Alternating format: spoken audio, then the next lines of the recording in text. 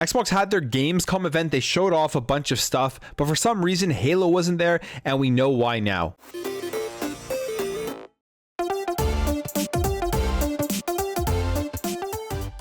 So yesterday was the Gamescom 2021 Xbox stream.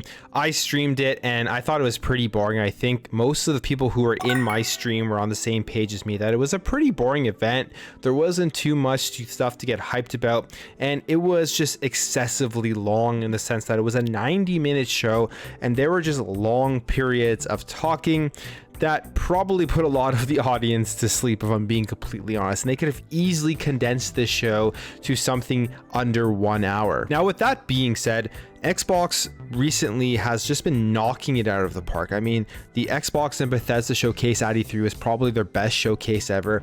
And previous to that, they've had other great showcases and just overall great marketing. But I have to say the Gamescom 2021 Xbox stream was a miss. Now, it's not that big of a deal because, as we know, with Xbox in 2021, leading up to the end of the year, it is all about Forza Horizon 5 and Halo Infinite in the holiday season. People know that that is what is coming, and that's why you should go out and join the Xbox ecosystem this year. But there were some cool announcements, so we'll just go through this article and look at some of the stuff that they announced, and I'll talk about some of the stuff that I really liked. Firstly, the Forza Horizon 5 video at the end, that 8-minute video where they showed off you driving in a variety of vehicles, was absolutely amazing. And I mean, you can already tell, you can see, you can hear it from like the game sound, even the music in the game, that Forza Horizon 5 is easily going to be, without a shadow of a doubt, one of the best games of 2021 and probably the best racer out there. It just looks just incredible. I cannot wait to play it. Age of Empires 4, this one was kind of weird. They did that trebuchet stuff. I wasn't interested in that at all. I don't really know what they were thinking, doing that like historical look at this like a lifelike trebuchet that was used in those times. I don't know. I think that was a miss. They could have easily just showed off more gameplay for Age of Empires 4, which is why people were watching the show. That's really what they wanted to see, but they went with this kind of unique way of talking about the game. I don't know. But anyways, the next thing is cloud gaming comes to Xbox Series XS and Xbox One consoles. Now, this was a big win at the show. I think this is a great announcement and just a great thing for the Xbox ecosystem and for developers. So firstly, there are still more Xbox Ones out there than there are Xbox Series X's and S's, for a couple of reasons. Obviously, they're hard to get, and some people just haven't upgraded yet. A lot of people don't upgrade to these new consoles until a couple of years after their release. But now with xCloud coming to the Xbox One console, everybody with any sort of Xbox device is going to be able to play all of the next generation games, and that is awesome for Xbox and for the developers. For Xbox, because it allows them to keep their promise of being able to access all the next gen games no matter where you play. And for developers, I think this will take off a lot of stress of having to develop games for both cross generations if they're going to be coming out on Xbox Game Pass, because they know that even if their game doesn't natively run on an Xbox One, people with an Xbox One will still be able to experience it through xCloud and through cloud gaming. And that's a big win, because we've seen all of the issues with cross-generational stuff, specifically with Cyberpunk. I think maybe with Halo Infinite there is an issue with it in terms of getting the co-op campaign at launch. That's probably why they have to wait 3 months just to get it to running smoothly on an Xbox One console, split screen and all that kind of stuff.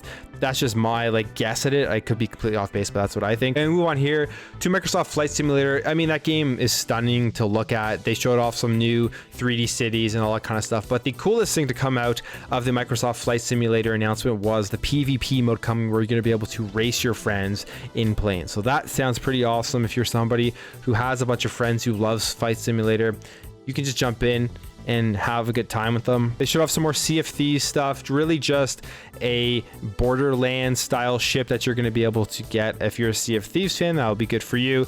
State of Decay 2 Homecoming update. So there's some more TLC coming to State of Decay 2. Kind of surprising they talked about this rather than giving us more information on State of Decay 3, but I mean, there's still a ton of people playing State of Decay 2, as they said that they have hit 10 million users for the game, so that's pretty successful if you ask me. Showed off some Wasteland 3 Cult of the Holy Detonation DLC that is coming, so people, Wasteland fans out there, I'm sure that excites them. And then they showed off Dying Light 2, and I mean the game looks really cool, the parkour, the gameplay, all that kind of stuff.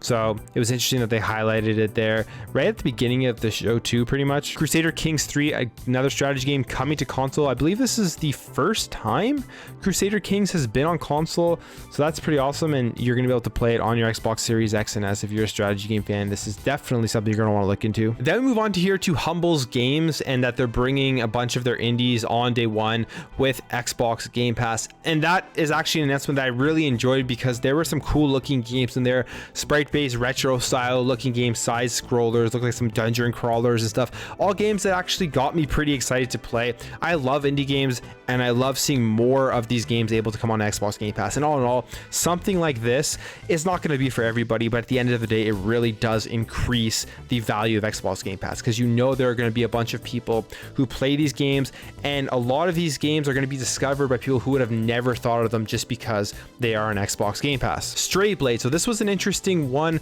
It looks like a cool game. It looks like a Dark Soulsy type game, not as Dark Soulsy because of like the graphics. The gameplay looked more fast paced and more action hack and slash, which honestly would be more my style for a game like this. So I may check it out and see what it's all about.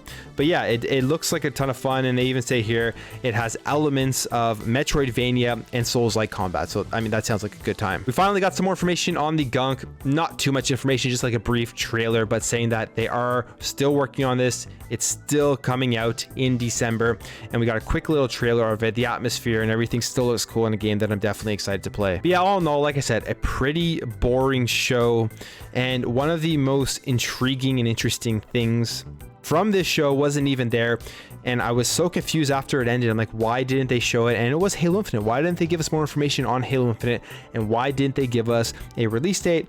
And I think we know why now, and that reason is that it looks like they are going to be giving us the launch date for Halo Infinite at GamesCom opening night tonight. And when I say tonight, I mean 11 a.m. Pacific Standard Time, 2 p.m. Eastern Standard Time. So, I mean, this all started with a variety of tweets, starting here from Jeff Grubb saying Gamescom 2021 Xbox stream is tomorrow and opening night live is on Wednesday.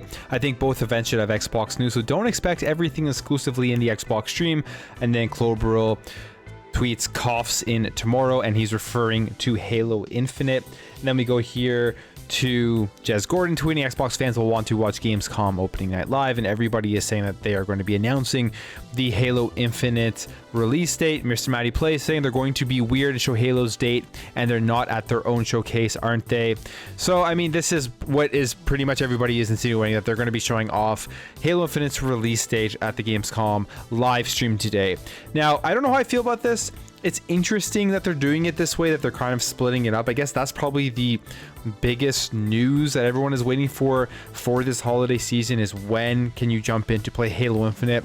And maybe Gamescom Live is going to have a bigger audience and a more variety amount of people playing, so they want to be able to announce this to more people than just, you could say, the Xbox community. Although I don't think it's just the Xbox community that is watching the Xbox live streams. It's probably a variety of people, but there are probably more variety at a generalized stream like the Gamescom opening night live. So that's probably what they're going for, and they want as many people to see the release date for Halo Infinite, because it is going to be available on PC, on the cloud, and just on multiple different areas, multiple different avenues where you can access the game. So stay tuned for that. I mean, I hope it's not just showing the release date. Hopefully they give us more of a glimpse into the campaign. That's what I want to see. If they don't, I'll be a bit disappointed by that, but at the very least, we'll most likely have a release date at the end of Gamescom opening night live. But yeah, anyways, guys, that's it for me. Let me know what you think about all of this. Let me know what you thought about Gamescom 2021. Did you like it? Did you think it was boring?